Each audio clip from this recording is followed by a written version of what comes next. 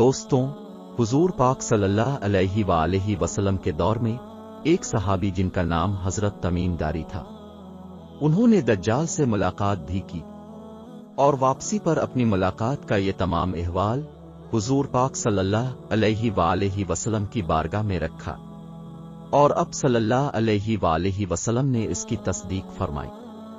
हजरत तमीम दारी एक ईसाई थे जो बाद में मुसलमान हुए थे।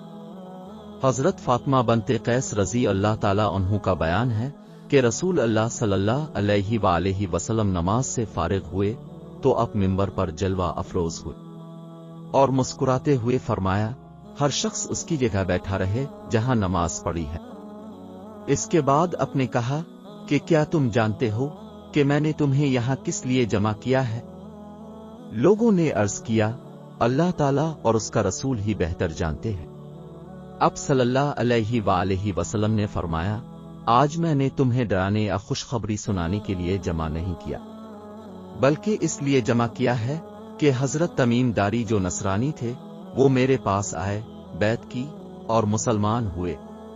फिर इसके बाद एक ऐसी बात बताई जो मैंने तुम्हें दज्जाल के मुतालिक बताई है।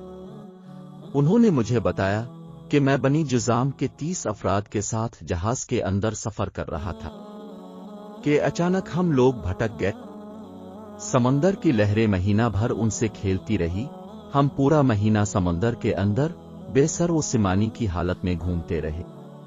फिर एक दिन सूरज गुरूब होने के वक्त एक जजीरे के पास जाकर लगे और छोटी कश्तियों में बैठकर जजीरे में दाखिल हुए। अचानक मुझे वहां पर एक घने बालों वाला एक जानवर मिला। मेरे लोगों ने पूछा कि तुम कौन हो? इस जानवर ने जवाब दिया कि मैं जसासा हूं। तुम एक आदमी के साथ इस बुतखाने में जा, क्योंकि वहां मौजूद एक शख्स बड़ी बेचैनी से तुम्हारा इंतजार कर रहा है। जब इसने हमारे सामने इसका नाम लिया तो हम इस जानवर से डर गए कि कहीं ये शैतान ना हो।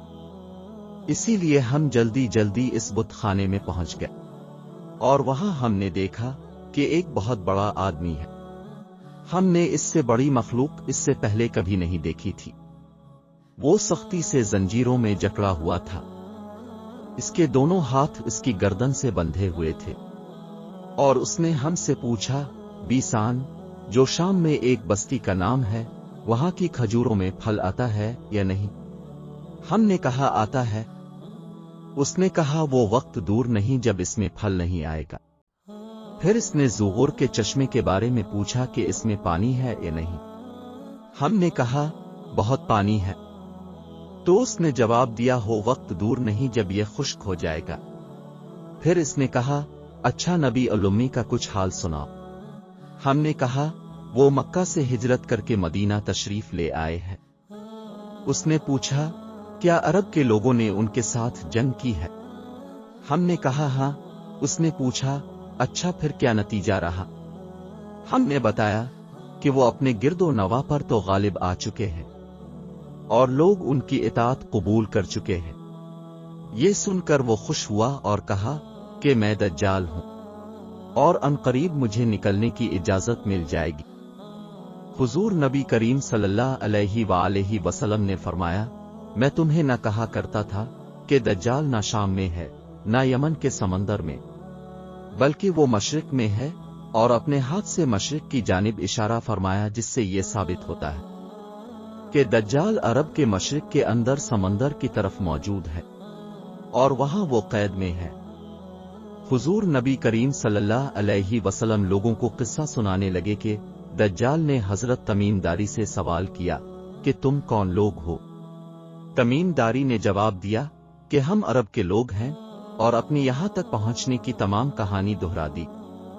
इसके बाद दज्जाल ने पूछा कि क्या बीसान की खजूरों के दरख्तों पर फल आते हैं? उन्होंने कहा कि हां आता है। दज्जाल ने कहा कि जमाना करीब है जब उन दरख्तों पर फल नहीं आएंगे। फिर इसके बाद पूछा कि क्या बहर तबरिये में पानी आता है कि नहीं? हजरत तमीम दारी ने जवाब दिया कि हां आता है। फिर इसके बाद दज्जाल ने हजरत मोहम्मद सल्लल्लाहु अलैहि वसल्लम के मुतालिक पूछा तो हजरत तमीम दारी ने उनके मुतालिक बताया कि वो अरबों के अजीज थे اور عربوں پر اپنے غلبہ حاصل کر لیا ہے۔ دجال نے کہا کہ ان کے حق میں اطاعت کرنا ہی بہتر تھا۔ پھر اس نے کہا کہ اب میں تمہیں بتاتا ہوں کہ میں کون ہوں۔ میں دجال ہوں اور عنقریب مجھ کو نکلنے کا حکم دیا جائے گا۔ میں باہر نکلوں گا اور زمین پر سفر کروں گا، یہاں تک کہ کوئی ایسی آبادی نہیں چھوڑوں گا جہاں میں داخل نہ ہوں، سوائے مکہ اور مدینہ کو چھوڑ کر۔ جب میں ان میں داخل ہونے کی کوشش کروں گا تو وہاں فرشتے تلوار لیے ہوئے مجھے روکیں گے، لیکن اس کے علاوہ میں پوری دنیا میں داخل ہو سکتا ہوں۔